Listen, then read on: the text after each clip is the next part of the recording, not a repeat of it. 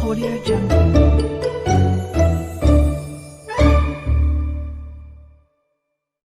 क्या हुआ जी?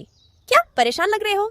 कुछ नहीं आंटी जी, मैं तो सिर्फ सुधा से ये कह रही थी कि अचानक से हमारे मोहल्ले में काकरोच की प्रॉब्लम बढ़ गई है, तो पेस्ट कंट्रोल करवा लें। लेकिन आंटी जी, दिन पर दिन प्रॉब्लम बढ़ती जा रही है, कमी नहीं हो रही है काकरोच की। सब करके देख लिया। अरे बेटा जी, तो मुझसे क्यों नहीं पूछा? मेरा तो पेस्ट कंट्रोल का बिजनेस है, मुझसे ज्यादा कौन बता सकता है इस बारे में? ये आप क्या कह रहे हो आंटी जी? आपका पेस्ट कंट्रोल का बिजनेस है? और नहीं तो क्या? अरे मुझे बताया होता तो बड़े सस्ते में काम करवा देती। अभी तो देर नहीं हुई है आंटी जी, पूरा मोहल्ला परेशान है इस प्रॉब्लम से। कुछ दिनों से ना बहुत कॉकरोच आ रहे हैं इस कॉलोनी में। लगता है आंटी आप सही वक्त पर आई है हमारे मोहल्ले में। अब देखिए ना, जब से कॉकरोच की प्रॉब्लम आई है उससे कुछ दिन पहले ही आप आई है। भगवान ना हर प्रॉब्लम का सल्यूशन पहले ही भेज देता है, बस हम लोग समझ नहीं पाते। अरे वो सब छोड़ दो, अब ये बताओ पहले किसके घर पेस्ट कंट्रोल करवाना है? सब तरह का पैकेज है मेरे पास, 6 महीने वाला, साल वाला, 2 साल वाला। तुम बस ना मुझे बता देना, मैं वही वाला करवा दूंगी। आंटी जी, मेरे घर में तो साल भर वाला ही करवा दीजिए। बार बार सफाई करके मैं तो थक गई हूँ। हाँ आंटी जी, हमारे घर भी ना 1 साल वाला पेस्ट कंट्रोल का पैकेज चाहिए, और बाकी के सब लोग भी ना बहुत परेशान हैं। मैं उन सबको कह देती हूँ कि किसी और के पास अब जाने की जरूरत थी क्या है। अरे बात चंगी की है, जब उनके एक कॉलोनी में उनके पड़ोसी ने खुद पेस्ट कंट्रोल का बिजनेस करती है तो किसी और के पास क्यों जाना जी? चरणजीत के कहने पर मीना और सुधा दोनों अपने अपने घर में पेस्ट कंट्रोल करवा लेते हैं, और उनके साथ पूरे मोहल्ले में सब लोग चरणजीत से ही अपने घरों में पेस्ट कंट्रोल करवाते हैं। इस बात पर चरणजीत बहुत खुश थी। अब मोहल्ले में काकरोच का आना भी बंद हो गया था।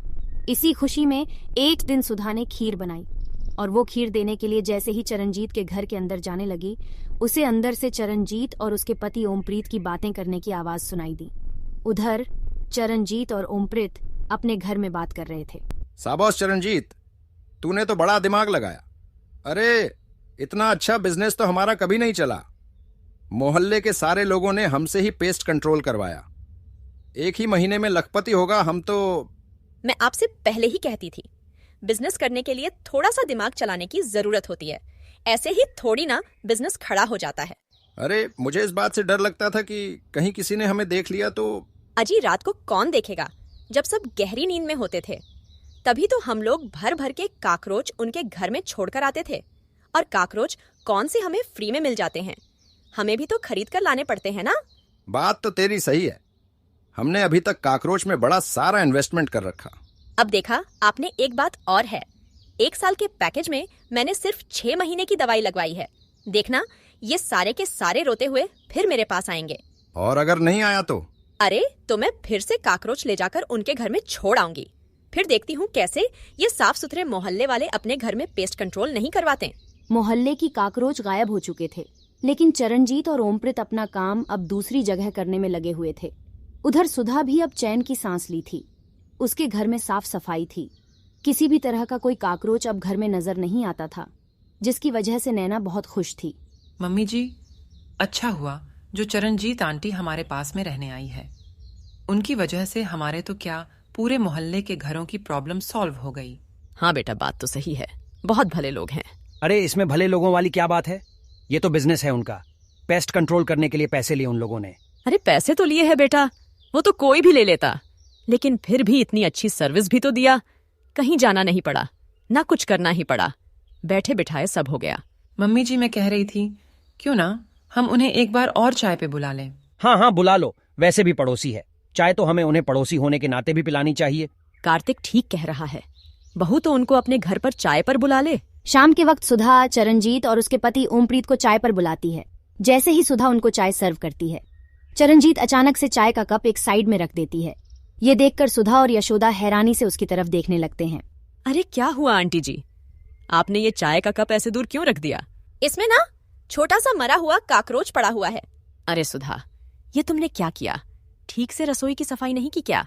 नहीं तो मम्मी जी, ऐसी कोई बात नहीं है, मैंने तो सब कुछ ठीक से साफ किया था। कोई बात नहीं जी, पहले आपके घर में कॉकरोच पड़ गए थे ना, उनमें से रह गया होगा, अब जाने भी दीजिए। लेकिन आंटी जी, हमने तो आपसे ही पेस्ट कंट्रोल करवाया था ना। अरे हम तो पड़ोसी है जी, आपसे कोई धोखा नहीं कर सकते। अच्छे से अच्छा ट्रीटमेंट किया था आपके घर में, लेकिन फिर भी कोई कॉकरोच रह गया होगा, आप क्या कर सकते हैं? आंटी जी, मैं समझ सकती हूँ। अरे इतना ज्यादा प्रॉब्लम बढ़ गया तो एक बार में शायद सारे कॉकरोच ना गए हों। इसमें आपकी कोई गलती हो ही नहीं सकती। अरे नहीं नहीं बेटा जी, जिम्मेदारी तो हमारी बनती है ना। आप चिंता ना करो, हम एक बार और पेस्ट कंट्रोल करवा देते हैं। पक्का काम हो जाएगा इस बार। लेकिन एक बात बताऊं, एक बार आपको ये प्रॉब्लम हो जाए ना तो कई बार ट्रीटमेंट करवाने के बाद ही जाती है, इतनी आसानी से जाती नहीं। हाँ जी हाँ, ये बात चरणजीत सही कह रही है। बरसों का एक्सपीरियंस है जी हमारा। तो क्या हमारे घर से कॉकरोच अब कभी नहीं जाएंगी? ऐसा मत बोल बहू, मुझे तो बड़े घिन आती कॉकरोच से। अगर ये घर से नहीं गया ना तो मैं चली जाऊंगी। मम्मी की बात बिल्कुल सही है, बड़े गंदे लगते हैं कॉकरोच। घर के अंदर सारी खाने की चीजें भी खराब कर देते हैं। अरे हमारे रहते ही आप लोगों को परेशान होने की जरूरत नहीं है। मैं कल ही आपके घर में एक बार और दवाई डलवा देती हूँ। इसमें कितना खर्चा आएगा आंटी जी? अभी कुछ दिन पहले ही तो ये सब करवाया है। अब खर्चा आता है तो आने दे, लेकिन घर में सफाई तो हो जाएगी ना, तुझे खर्चे की पड़ी है।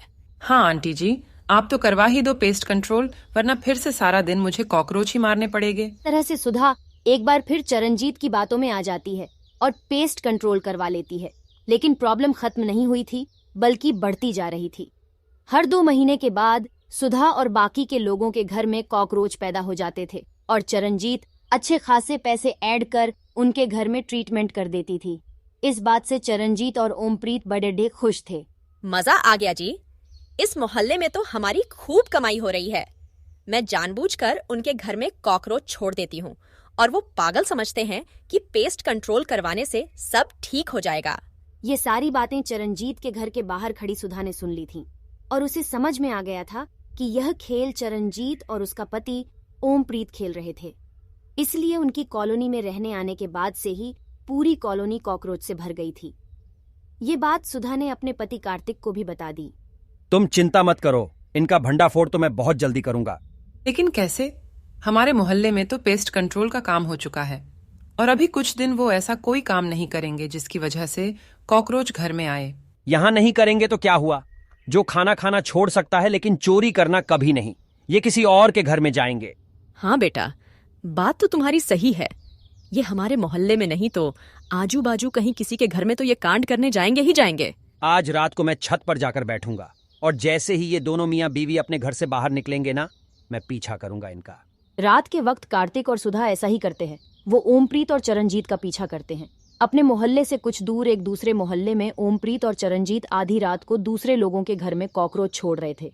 कार्तिक और सुधा ने उन दोनों की फोटोज क्लिक कर ली और अगले ही दिन बड़े न्यूज़पेपर में बड़े बड़े शब्दों में लिखा था। अपना बेस्ट कंट्रोल का बिजनेस चलाने के लिए ये कपल दूसरों के घरों में कॉकरोच छोड़ने से भी नहीं कतराता। और ये खबर जैसे ही अखबार में छपी, ओमप्रीत और चरणजीत की तो होश ही उड़ गए। क्या हुआ चरणजीत आंटी, हो गया? आपका बिजनेस आप पूरी दुनिया को बेवकूफ बना सकती हैं, लेकिन इस मोहल्ले के लोगों को नहीं। अरे आंटी जी, अंकल जी, कुछ तो अपनी उम्र का लिहाज किया होता।